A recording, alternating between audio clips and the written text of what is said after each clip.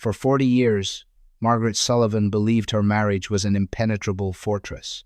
Richard was the charismatic provider, the bedrock of their opulent Chicago life, and the only man she had ever loved. But fortresses can easily double as prisons, and you usually only realize it when the walls finally come crashing down. 3 weeks after Richard's sudden, fatal heart attack, Margaret sat in a freezing mahogany office, listening to a lawyer casually erase her entire existence. The estate was bankrupt. The money had vanished. The man she slept next to for 4 decades had meticulously engineered her financial ruin from beyond the grave. She was 62, destitute, and completely alone. And then she found the key. The rain against the floor-to-ceiling windows of Pendleton and Hayes sounded like gravel being thrown against glass. Margaret sat rigidly in the leather guest chair, her hands folded tightly in her lap. She was wearing her finest black wool suit, the one Richard had bought her in Paris for their 35th anniversary. It felt like armor, but as Arthur Pendleton, Richard's longtime attorney and golfing partner, cleared his throat, the armor began to feel paper-thin. "Margaret, I don't know an easy way to say this," Arthur began, refusing to meet her eyes. He adjusted his gold-rimmed glasses and looked down at the thick stack of legal documents resting on his immaculate mahogany desk. Richard's financial situation at the time of his passing was vastly different than what you or anyone else was led to believe. Margaret offered a polite, confused smile. "Different? Arthur, what do you mean?" The business was thriving. He just closed the commercial real estate deal in the West Loop last month. He told me we were looking at record profits. Arthur sighed, a heavy, exhausted sound. There was no West Loop deal, Margaret, not a legitimate one, anyway. Over the past 5 years, Richard has been systematically liquidating his assets. Your joint accounts have been drained. He took out 3 separate, highly leveraged mortgages against the Lake Forest estate. The business itself filed for Chapter 11 bankruptcy restructuring yesterday morning. The air in the room vanished. Margaret felt a cold ringing in her ears. Liquidating? To where? Where did the money go? A series of offshore holding companies, mostly. LLCs, nested within LLCs. By the time my forensic accountants unraveled the first layer, the funds had been wired to jurisdictions where we have zero subpoena power. The Cayman Islands, the Seychelles. Arthur finally looked up, his expression a mix of pity and professional detachment. "Margaret, the house in Lake Forest is underwater. The bank will begin foreclosure proceedings by the end of the month. The cars are leased. The country club memberships are in arrears. Legally, you are liable for a staggering amount of hidden marital debt." 40 years, Margaret whispered, her voice trembling. "We were married for 40 years. He handled the finances, yes, he always said, 'Don't worry your head over the numbers, Maggie.' But to leave me with nothing? Why would he do this? I don't have the answers to the why, Margaret. I only have the paperwork." Arthur slid a thin folder across the desk. "He left you the contents of the house. Furniture, personal effects. But the estate itself is insolvent. You have roughly 4 weeks to vacate the premises before the bank seizes the property." Margaret walked out of the law firm into the biting Chicago wind. The city that had always felt like her playground now felt like a sprawling, hostile trap. She hailed a cab, unable to stomach the thought of taking the train, and watched the gray skyline blur through her tears. When she arrived back at the sprawling 6-bedroom Tudor in Lake Forest, the silence of the house was suffocating. Every Persian rug, every crystal chandelier, every piece of expensive art felt like a mockery. They weren't symbols of a successful life. They were props in an elaborate, 4-decade-long stage play, directed by a man who had secretly despised her. She called her children that evening. Thomas, a corporate consultant living in London, sounded stressed and distant. "Mom, I can wire you a few thousand to help with moving costs, but Sarah and I just bought the new flat. We don't have the liquid cash to bail out Dad's mess." Emily, her daughter in New York, just cried on the phone, offering sympathy but no real solutions. They had their own lives, their own families. Margaret realized with a sickening drop in her stomach that she was truly on her own. For a week, she barely slept. She wandered the empty halls of the house she had maintained so flawlessly, packing her life into cheap cardboard boxes she bought from the local hardware store. Her friends from the club women she had hosted for charity galas and tennis luncheons stopped calling. In their wealthy circles, financial ruin was treated like a highly contagious disease. Only her oldest friend, Claire, came by to help, bringing coffee, cheap takeout, and a fierce, righteous anger that Margaret was too exhausted to muster herself. "He was a sociopath, Maggie," Claire spat one afternoon, aggressively taping a box of kitchenware shut. "To look you in the eye every morning over breakfast, knowing he was signing away the roof over your head? It's evil." Margaret just stared blankly at the bare walls. "I just don't understand the end game, Claire. If he wanted a divorce, he could have just asked for one. We could have split the assets. Why destroy me? Because it's about control," Claire said softly, walking over and placing a hand on Margaret's shoulder. "Some men can't stand the thought of leaving a woman whole." By the third week, the house was a labyrinth of stacked boxes. Margaret had sold her jewelry, including her engagement ring, just to afford a retainer for her own independent bankruptcy lawyer and to secure a small, depressing, one-bedroom apartment on the outskirts of the city. The only room left to pack was Richard's study. It had always been his sanctuary.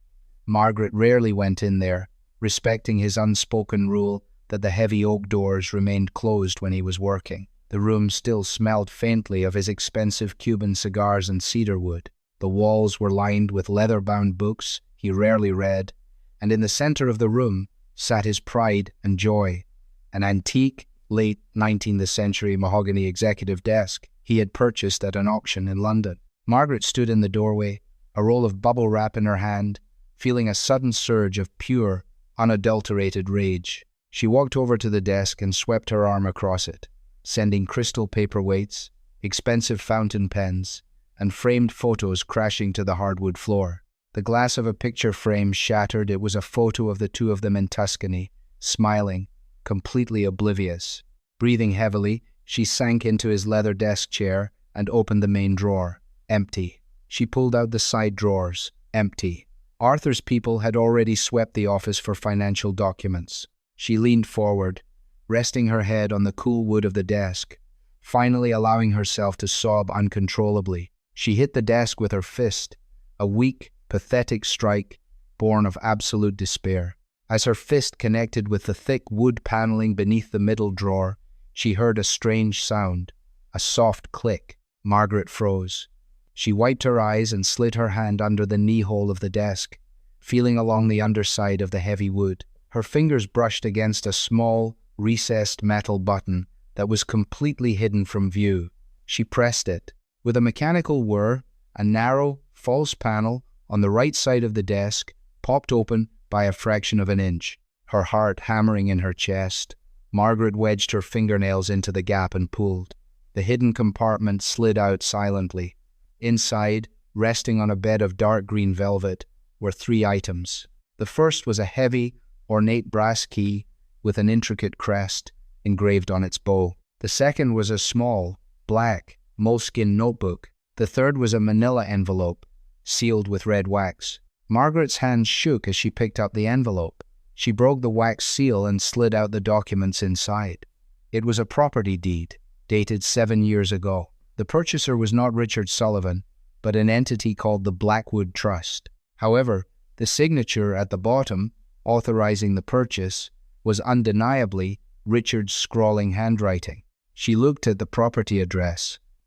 1480 Coastal Highway, Astoria, Oregon. Astoria? She whispered to the empty room. Richard hated the Pacific Northwest. He always complained about the rain. They had never even vacationed there. She set the deed aside and picked up the black notebook. Flipping through the pages, she found them filled with strings of numbers, dates, and initials. It looked like an accounting ledger, but not for any business she recognized. There were recurring payments, logged monthly, S.R. $5,000. Caretaker, $2,500. Property tax, Oregon, paid in full. In the very back of the notebook, tucked into the paper pocket, was a single Polaroid photograph. Margaret pulled it out, her breath catching in her throat. It was a picture of a breathtaking, Victorian-style home, sitting on a dramatic cliffside, overlooking a churning grey ocean. The house looked old, secluded, and entirely out of place in Richard's modern, sleek world. But what chilled Margaret to the bone wasn't the house. It was the figure standing on the wraparound porch. It was a woman. She had dark hair blowing in the wind, and she was holding a small child by the hand. The picture was taken from a distance, making their faces blurry, but on the white border of the Polaroid, written in Richard's unmistakable handwriting, were the words, "The real life. August 2021." Margaret stared at the words until they blurred. The real life. While she had been maintaining his immaculate facade in Chicago, hosting his clients, raising his children, and trusting him blindly, Richard had been funding an entirely different existence 3,000 miles away. He hadn't just stolen her money, he had stolen her reality. He had left her penniless to protect this. She looked at the eviction notice sitting on top of a nearby packing box, and then looked down at the heavy brass key in her palm. The bank could have the Tudor house. They could have the fake life Richard had built to trap her. Margaret grabbed her purse, shoved the deed, the ledger, and the key inside, and walked out of the study without looking back. She picked up her phone and dialed her lawyer. "Cancel the apartment lease," Margaret said, her voice harder and steadier than it had been in a month. "I'm not staying in Chicago." The flight to Portland, Oregon, was a grueling 6 hours in the middle seat of a budget airline. Margaret hadn't flown coach since she was 24. She sat wedged between a snoring college student and a businessman who smelled sharply of stale coffee. Her purse clutched tightly in her lap, as if it contained the beating heart of her entire existence. In a way, it did. The deed, the black moleskin notebook, and the heavy brass key were her only tethers to reality. Upon landing, Margaret rented a battered silver sedan, the cheapest option available at the desk, and began the 2-hour drive northwest to Astoria. The landscape was a stark, jarring contrast to the manicured, predictable flatness of Illinois. Here, towering Douglas firs swallowed the highway, and the sky was a relentless, bruised shade of purple-gray. The rain wasn't a passing shower. It was a permanent heavy mist that clung to the windshield like a wet sheet. As she navigated the winding curves of Highway 30, Margaret's mind raced. Who was the woman in the photograph? A mistress? A second family? It was a cliché so old and tired it made her stomach churn. Yet, Richard had never fit the profile of a sloppy, philandering husband. He was meticulous. If he had another life, he had built it with the same ruthless precision he used to dismantle hers. She reached Astoria by late afternoon. It was a gritty, beautiful, blue-collar port town, built into the steep hills overlooking the point where the Columbia River violently crashed into the Pacific Ocean. She punched the address, 1480 Coastal Highway, into her phone's GPS. The digital voice directed her out of the main town, down a narrow, unmarked, unpaved logging road that snaked dangerously close to the sheer cliff edges. After 2 miles of spine-rattling potholes, the trees broke. There, sitting on a solitary, wind-battered promontory overlooking the churning ocean, was the house from the Polaroid. It was a 3-story Victorian, painted a deep, storm-glass blue with stark white trim. A wide, wrap-around porch faced the water. It was secluded, magnificent, and entirely hidden from the rest of the world. Margaret parked the sedan behind a rusted pickup truck that looked like it hadn't been driven in months. She killed the engine. The only sound was the roaring crash of the Pacific waves, hundreds of feet below. Her legs felt like lead as she stepped out into the freezing wind. She walked up the wooden porch steps, each creak sounding like a gunshot in the isolated silence. She stood before the heavy oak front door, pulled the brass key from her coat pocket, and slid it into the lock. It turned with a smooth, satisfying click. Margaret pushed the door open and stepped inside. She expected a cold, abandoned shell, a vacation home left to collect dust. Instead, she was hit with the warm, inviting scent of cinnamon, wood smoke, and vanilla. The house was lived in, beautifully, painstakingly lived in. She walked slowly through the front hall, her wet shoes squeaking softly on the polished hardwood floors. The living room was dominated by a massive stone fireplace. On the plush, overstuffed sofa sat a folded fleece blanket and a half-read paperback novel with a bookmark sticking out. Scattered across the woven rug were a child's wooden blocks and a toy fire truck. Margaret felt a phantom hand wrap around her throat. She moved to the mantelpiece. It was lined with framed photographs. There was the woman from the Polaroid, a striking brunette with warm, tired eyes, holding a toddler on a beach. Next to it was a photo of the boy, older now, maybe 6 or 7, missing his 2 front teeth. And in the center of the mantel, in a large silver frame, was Richard. Margaret let out a sharp, ragged gasp. It was Richard, but a version of him she had never met. He was wearing a faded flannel shirt and jeans clothes he would have mocked in Chicago. His face was weathered, his smile relaxed, genuine, and completely devoid of the sharp, calculated edge she was so used to. He was holding the little boy on his shoulders, both of them laughing hysterically. "Who are you?" Margaret spun around, her heart slamming against her ribs. Standing in the entryway, dripping wet in a yellow raincoat, was the woman from the photographs. She was holding a brown grocery bag, staring at Margaret with a mix of utter confusion and rising panic. Peeking out from behind her legs was the little boy from the pictures, clutching a stuffed bear. "How did you get in here?" the woman demanded, her voice shaking. She dropped her hand to her pocket, pulling out her phone. "I'm calling the police. Get out of my house." "Wait," Margaret said, raising her hand slowly, trying to project a calm she did not feel. "Please, I'm not here to hurt you. I have a key." The woman's eyes darted to the brass key still clutched in Margaret's left hand. The color completely drained from her face. "Where did you get that?" "That's Richard's key. He lost it on his last business trip." "He didn't lose it," Margaret said, her voice dropping to a harsh, brittle whisper. "He hid it.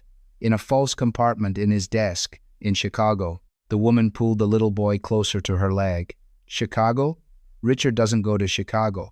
His consulting firm is based in Seattle. Look, lady, I don't know what kind of scam this is, but my fiancé passed away a month ago. I am not in the mood for whatever this is."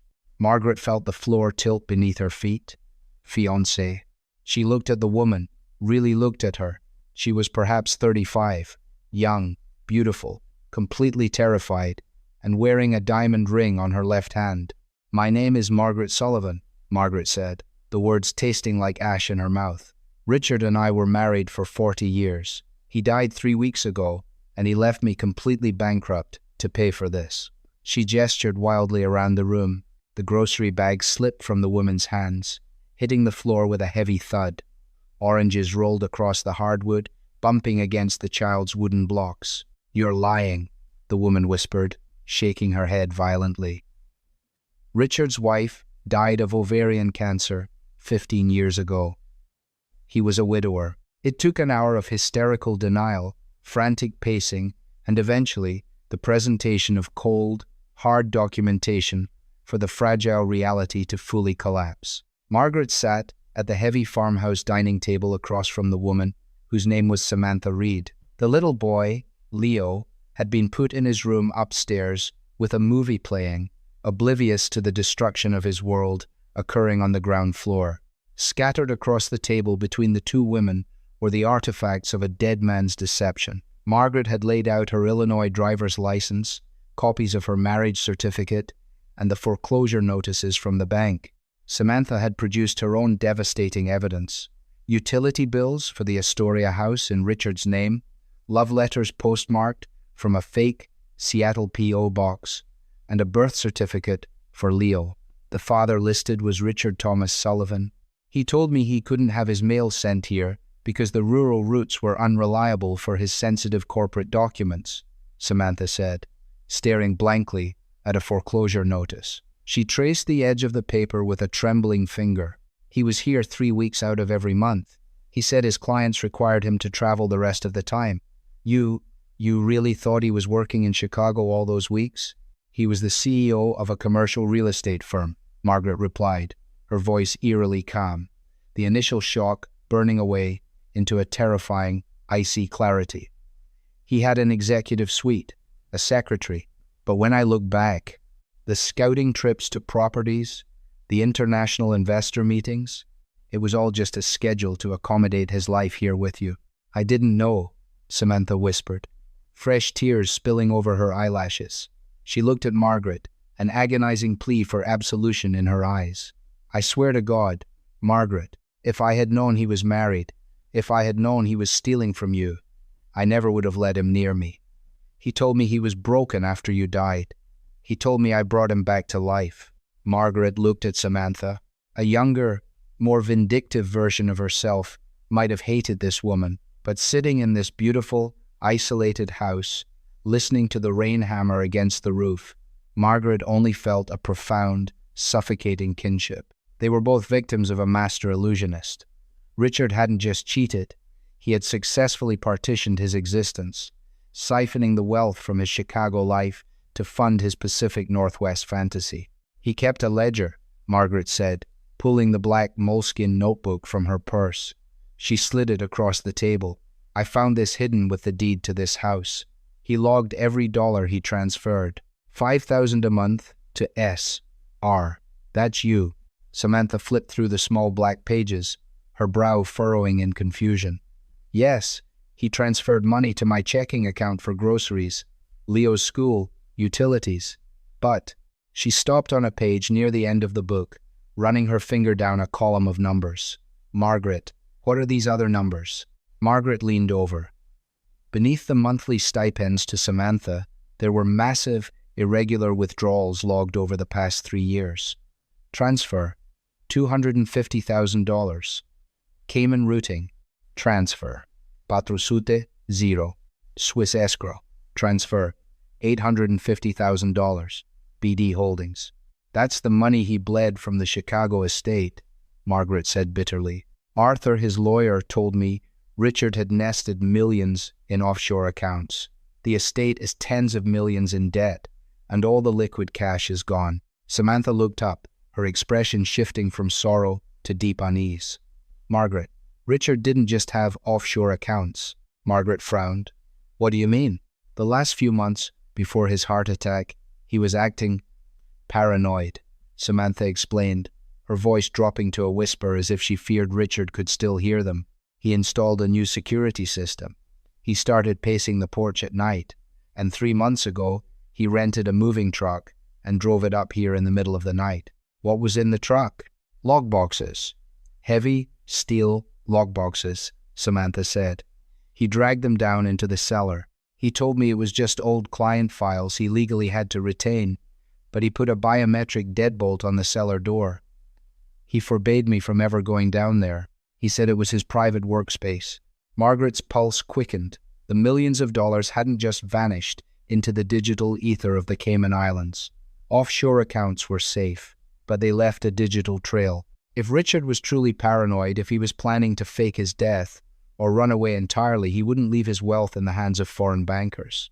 He would liquidate it into something tangible, something he could bury. Show me the cellar, Margaret said, standing up. Samantha hesitated, glancing toward the stairs where her son was playing, then nodded. She led Margaret down a narrow hallway past the kitchen, stopping in front of a heavy, reinforced steel door that looked absurdly out of place in the Victorian home. On the doorframe was a sleek, black fingerprint scanner with a flashing red light. I tried to open it a week after the funeral, just to clean out his things, Samantha said. But it only responds to his fingerprint. Margaret stared at the red light. He was meticulous, she muttered. He wouldn't rely solely on biometrics. Electronics fail. What if there was a power outage? What if the scanner broke? There's a keyhole under the scanner, Samantha pointed out. But I searched his car, his clothes, everything. I never found a key. Margaret reached into her pocket. Her fingers wrapped around the cold, heavy brass key she had found in the false bottom of the desk. The key that had unlocked the front door. Slowly, she pulled it out. When I found this, Margaret said softly, it was resting on velvet. It was treated like a sacred object. It wouldn't just be for a front door you could easily kick in. She slid the brass key into the mechanical override slot beneath the fingerprint scanner. It fit perfectly. She took a deep breath, braced herself, and turned it. The heavy steel deadbolt disengaged with a loud, echoing clack. Margaret pushed the door open, reaching for the light switch on the wall. Fluorescent bulbs flickered to life, illuminating a set of wooden stairs leading down into the damp earth. The smell of mildew and cold cement wafted up to greet them.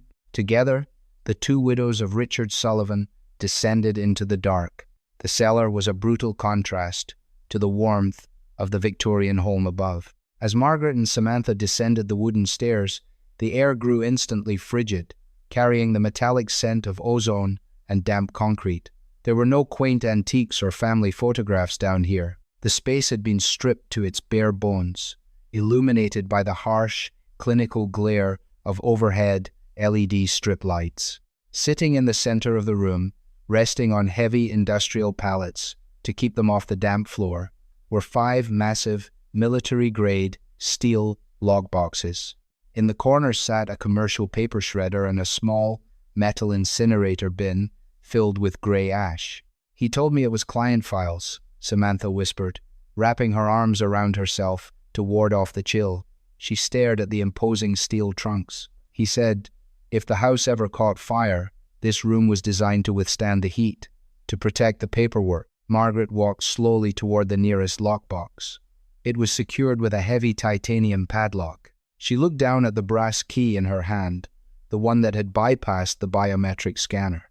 There has to be another key, or a combination. "Wait," Samantha said, stepping forward. She knelt beside the first box, her brow furrowed.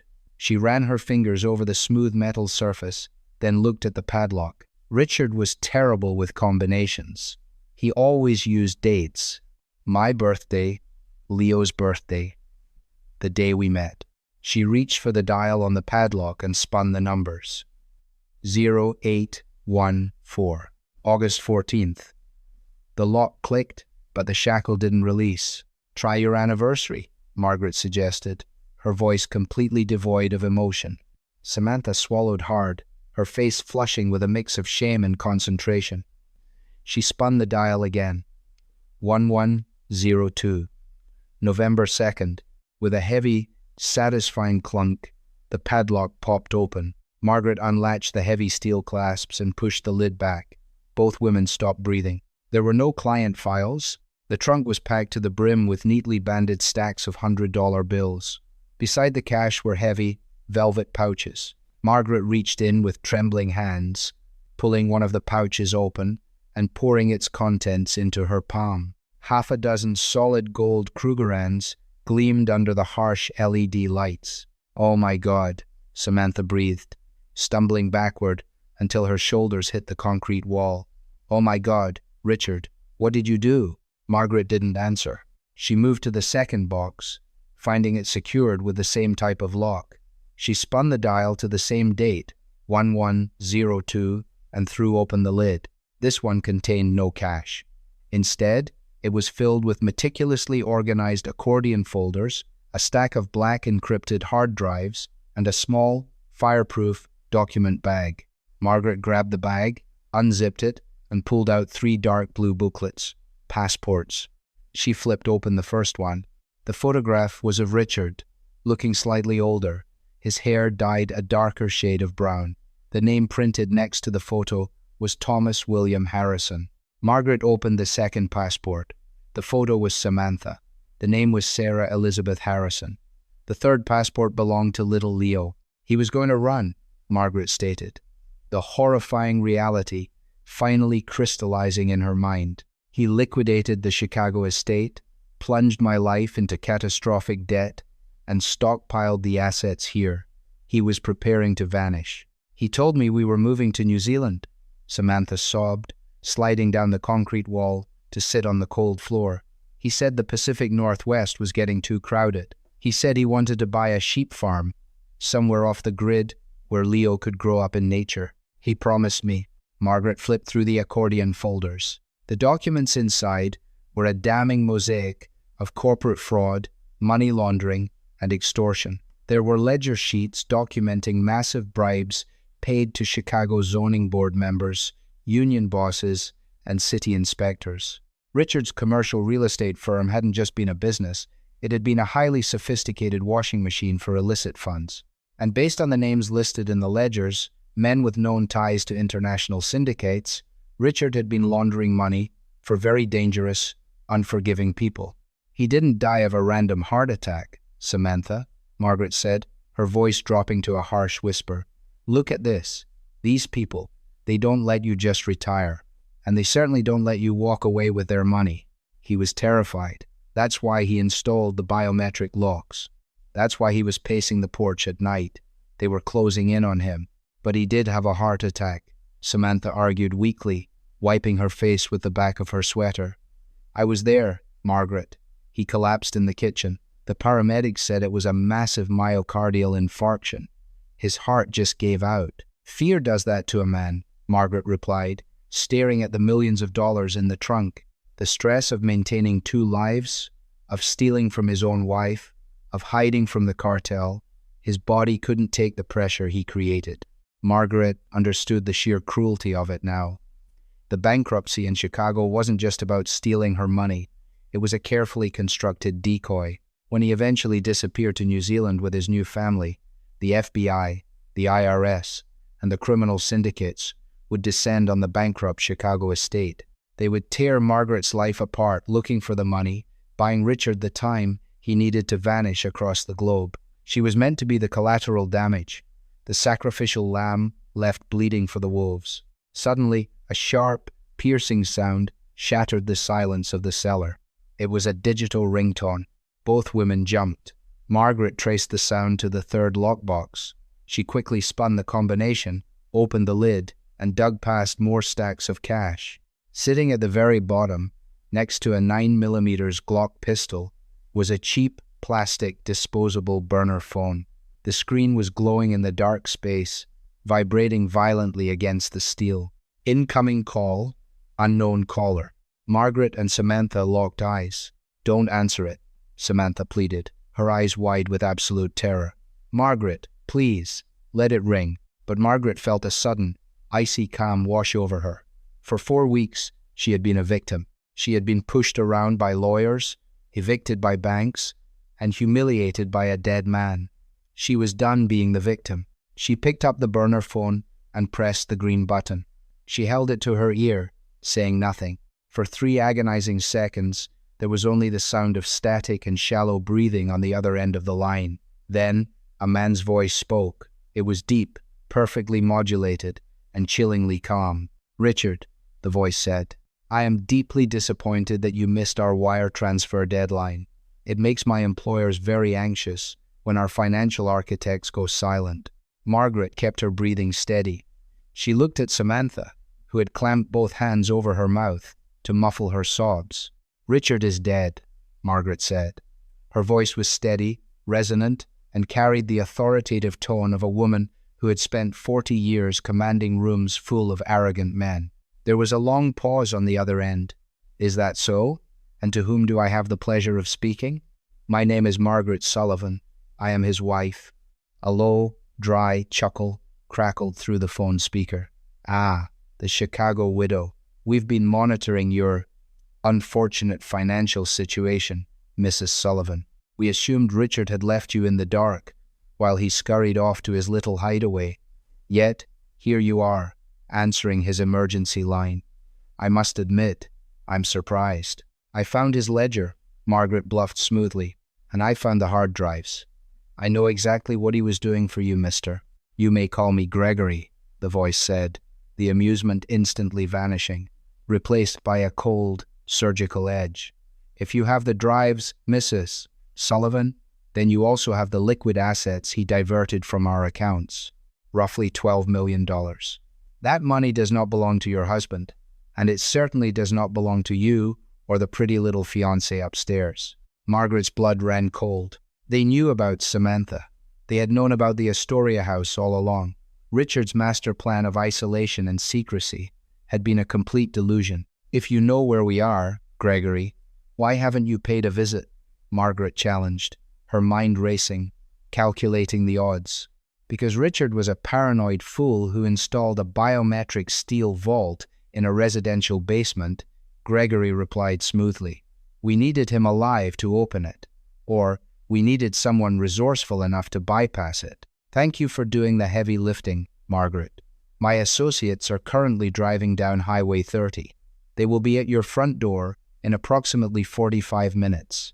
I suggest you have the drives and the cash neatly packed. If you cooperate, we will allow you and the young mother to walk away. If you don't, Gregory didn't finish the sentence. He didn't have to. The line went dead. Margaret dropped the phone back into the lockbox. She looked at the pistol resting beside it, then up at Samantha. Who was that? Samantha asked, her voice trembling so violently she could barely form the words. The man Richard stole from, Margaret said, her tone sharp and commanding. The aristocratic Chicago housewife was gone. In her place was a woman fighting for absolute survival. They are 45 minutes away. They know you're here, and they know about Leo. Samantha let out a choked cry, stumbling toward the stairs. I have to get him. We have to run. Stop, Margaret barked, grabbing Samantha's arm and hauling her back. Listen to me. If we run now, empty-handed, they will hunt us down. Richard left a trail of breadcrumbs straight to us. They will never believe we didn't take a cut of the money. They will kill us just to tie up loose ends. Then what do we do? Samantha screamed, tears streaming down her face. Margaret, my son is upstairs. I won't let him die for Richard's lies. Neither will I, Margaret said fiercely. She released Samantha's arm and turned back to the lockboxes. They want the drives. They want the 12 million. We are going to give them exactly what they want, but we are taking our severance package first. Margaret grabbed the heavy velvet pouches of gold Krugerrands and shoved them into the fireproof document bag alongside the fake passports. She tossed the bag to Samantha. Pack this into your car. Do not turn the headlights on. Get Leo, put him in his car seat, and keep him quiet. What are you doing? Samantha asked, clutching the bag of gold to her chest. Richard owed me 40 years of my life. He owed you a future, Margaret said, her eyes blazing as she grabbed a heavy canvas duffel bag from the corner of the cellar. She began violently tossing banded stacks of $100 bills into the bag. I'm not leaving here with nothing, and neither are you. We take $1 million each. We leave the rest and the drives for Gregory's men. Samantha stared at her, utterly paralyzed by the sheer audacity of the plan. Margaret, they will kill us if they realize money is missing. They won't have time to count it before we're gone, Margaret said, zipping the heavy duffel bag shut. She reached into the lockbox one last time, her fingers wrapping around the cold, textured grip of the 9mm Glock. She checked the safety, just as her father had taught her decades ago on a hunting trip, and slipped it into her coat pocket. And if they try to stop us, I'll remind them that I'm a widow with absolutely nothing left to lose. She looked at the younger woman, the fiancée of the man who had destroyed both their lives. Go, Samantha, now. As Samantha sprinted up the stairs to get her son, Margaret took one last look around the cold, concrete tomb of Richard Sullivan's secrets. She had walked into this house a destitute, broken woman looking for answers. She was walking out as something entirely different. The fortress of her marriage had crumbled, but from its ruins, Margaret had finally found her teeth. The rain had intensified into a torrential downpour by the time Margaret hauled the heavy canvas duffel bag up the cellar stairs. Her muscles burned, unaccustomed to the dead weight of $1 million in illicit cash. But the adrenaline surging through her veins eradicated any sense of fatigue. She burst through the kitchen door just as Samantha was sprinting down the main staircase, carrying a groggy, confused Leo wrapped tightly in a thick wool blanket. I have the gold and the passports, Samantha gasped, her eyes wide with a frantic, hunted energy. My car is parked behind yours out front. We take my rental? Margaret commanded, moving swiftly toward the front door. Your car is registered in Oregon. It has a local plate, and if Gregory's men have done their homework, they know what you drive. The rental is a generic silver sedan with Illinois plates. We leave yours in the driveway as a decoy to make them think we're still inside. Samantha nodded numbly, too terrified to argue. They burst out onto the wraparound porch. The wind off the Pacific Ocean was a physical force, whipping Margaret's hair across her face and stinging her eyes with freezing rain. The roar of the crashing waves below was deafening, providing a natural acoustic cover as they scrambled off the porch and rushed toward the rental car. Margaret popped the trunk, throwing the duffel bag and the fireproof document pouch inside. It landed with a heavy, muffled thud. She slammed the lid shut as Samantha buckled a whimpering Leo into the back seat. "It's okay, baby," Samantha whispered, kissing the boy's forehead with trembling lips. "We're just going on a night drive, a fun adventure." Margaret slid into the driver's seat, her heart hammering against her ribs like a trapped bird. She inserted the key, but hesitated, her hand hovering over the ignition. If she turned the engine over, the headlights would automatically flare, acting as a beacon on the pitch-black promontory. "Buckle up," Margaret said tightly. She reached down, overriding the automatic light switch, plunging the dashboard into total darkness. She twisted the key. The engine purred to life. Margaret threw the car into reverse, navigating blindly, using only the faint, ambient moonlight piercing through the storm clouds. She backed out of the driveway, her tires slipping in the muddy gravel, before shifting into drive and accelerating down the narrow, unpaved logging road. They drove for 2 agonizing miles in complete darkness, the car jolting violently over deep potholes. Margaret's knuckles were bone-white on the steering wheel, her eyes straining to distinguish the line of the dense Douglas firs from the sheer drop-off of the cliff edge. "Margaret, look," Samantha breathed from the passenger seat, pointing through the rain-streaked windshield. A mile ahead of them, where the logging road intersected with Highway 30, 2 sets of piercing halogen headlights were cutting through the gloom, turning off the main road and heading directly toward them.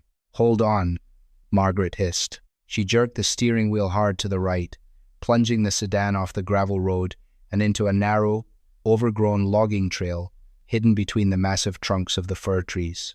Branches violently whipped against the windows, scraping the paint, as Margaret shoved the car deep into the underbrush. She threw it into park and killed the engine. They sat in suffocating silence, the only sound the rhythmic drumming of the rain on the roof. Seconds later, 2 black, heavily tinted SUVs crawled past their hiding spot, their tires crunching menacingly on the gravel road, heading toward the Victorian house. Samantha let out a choked sob, burying her face in her hands. "They were going to kill us. They were going to walk into my home and murder my son. But they didn't," Margaret said, her voice a steel rod of determination. "We are out. They will find the vault. They will take the 12 million, and they will disappear." Margaret reached back into the space between the seats to grab the fireproof document pouch. She unzipped it, pulling out the small flashlight she kept in her purse, and clicked it on, shielding the beam with her hand. She needed to look at the passports again. Something had been bothering her since she opened the lockbox. She pulled out Richard's fake passport, Thomas William Harrison. She flipped past the photo page, examining the stamps. Then, her fingers brushed against something stiff, tucked into the tight, hidden seam of the fireproof bag. She pulled it out. It was a boarding pass for a private charter flight. Margaret's brow furrowed. She shined the muted flashlight beam directly onto the thick paper. The flight was chartered through an elite, discreet aviation company based out of a private airfield in Portland. The destination was Auckland, New Zealand, but it was the date that made the blood freeze in Margaret's veins. Departure, November 2nd, 11:30 p.m. Margaret stared at the dashboard clock. It was currently 8:15 p.m. on November 2nd. "Samantha," Margaret said, her voice dropping to a dangerous, terrifying whisper. "When Richard had his heart attack, who pronounced him dead?" Samantha looked up, bewildered by the question.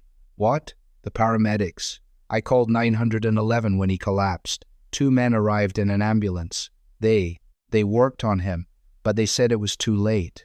They took his body away. I had him cremated 3 days later." "Why?" Margaret handed the boarding pass to Samantha. "Look at the date. This flight leaves in 3 hours. From Portland." Samantha stared at the ticket, her eyes darting frantically over the printed text. "I don't understand. Why would he have a ticket for tonight if he died a month ago?" "Because he didn't die," Margaret said, the pieces of the horrifying puzzle finally snapping into place with sickening clarity. A man laundering hundreds of millions for international cartels doesn't just die of a convenient heart attack right as the walls are closing in. He paid off private medics. He used a paralytic to simulate death. The ashes on your mantle are likely wood ash. He faked his death to escape the cartel, the IRS, and me. Samantha's face went entirely slack. But if he's alive, why didn't he take us? Why leave me and Leo in the house? Margaret closed her eyes, feeling a wave of nausea. Because Gregory and his men were looking for him.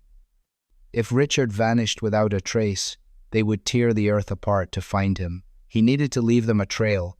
He wanted them to find the house. He wanted them to find the vault with a fraction of their money. Margaret paused, her voice trembling with raw, unfiltered fury. And he wanted them to find you. You were the ultimate decoy, Samantha.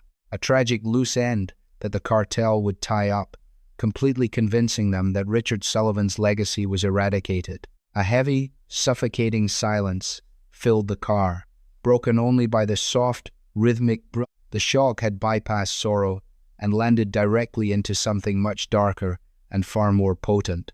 "He left my baby to be slaughtered," Samantha whispered, her voice dead and hollow. Margaret reached into her coat pocket and pulled out the cheap plastic burner phone. The battery was at 20%.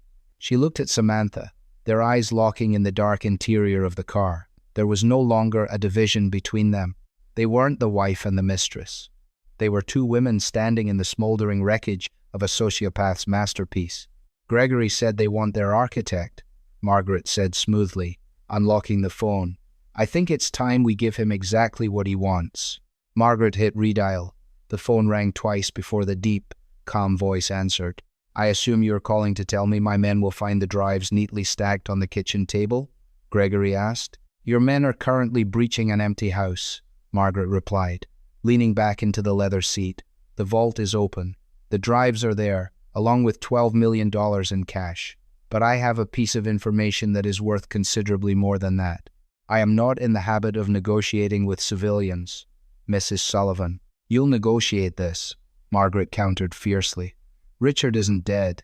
He faked the cardiac arrest. He's alive, and he's preparing to board a private charter flight to Auckland tonight."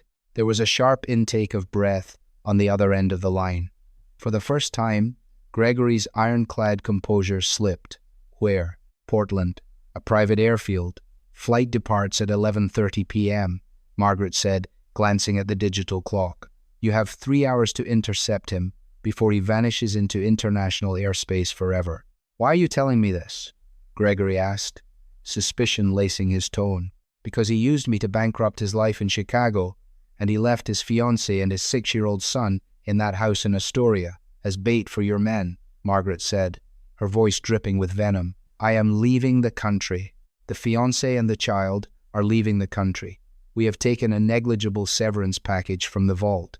You will call off your men at the house, you will let us vanish, and you will never look for us again. In exchange, I am handing you the man who stole from you."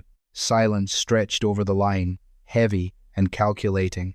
"A severance package," Gregory mused, a dark amusement returning to his voice. "You are a remarkably pragmatic woman, Margaret. Very well. The drives and the $12 million cover his outstanding debts. Richard himself will cover the interest. You have my word. We will not pursue you. Goodbye, Gregory," Margaret said, and ended the call. She rolled down the window, tossing the burner phone out into the muddy, rain-soaked underbrush. She turned the headlights back on. The beams cut through the darkness, illuminating the path forward. Margaret shifted the car into drive and pulled back onto Highway 30, heading south, away from the ocean, away from the cartel, and away from the ghost of a man who had tried to bury them both. For 40 years, Margaret Sullivan had believed her marriage was a sanctuary, only to discover it was an elaborate prison built on lies and stolen wealth. Yet, in the darkest hour of her engineered ruin, she found the strength she never knew she possessed. Sitting on the sun-drenched terrace of a villa in Tuscany 2 years later, Margaret sipped her espresso and watched as 7-year-old Leo chased a stray cat through the olive groves. Samantha sat beside her, sketching the rolling hills, the diamond ring long gone. replaced by a quiet, fierce independence. They had taken their $2 million and vanished into the European countryside, leaving the ashes of Richard's empire to be consumed by the wolves he had invited to his own door. They had lost the lives they thought they knew, but in the ruins, they had found something infinitely more valuable: each other and their absolute freedom.